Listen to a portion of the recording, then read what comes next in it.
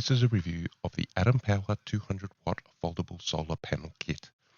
The kit comes with a 200 watt foldable solar panel, a solar MPPT charger, an extension cable, another cable with alligator clips to connect it directly to your battery, as well as a user manual.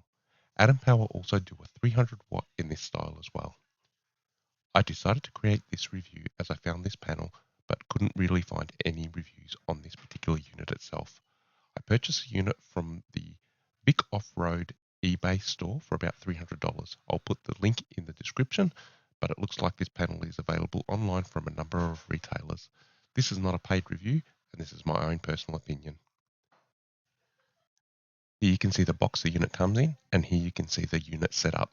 It's about 2:30 p.m. at the end of June here in Victoria, Australia, so basically the start of winter. There is some light cloud cover.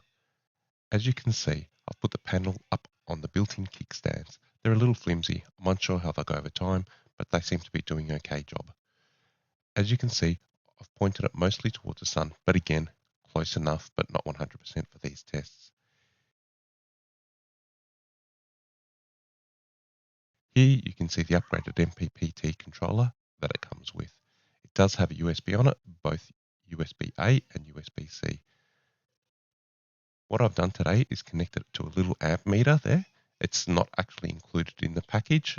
The unit doesn't come with an LCD screen like some of the more expensive unit. I'm attaching an old sealed lead acid battery that was flat enough to take a bit of charge to test what the unit can do.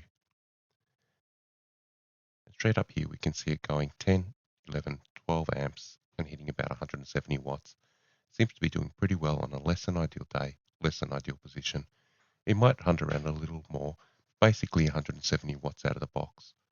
It's also worth noting that while the camera shows flickering in the MPPT controller, it's actually solid in real life. All my future testing over the next 30 or so minutes also showed it stayed around that amount. Okay, I've now connected one of my lithium batteries to the actual unit and have had it on for a few minutes now.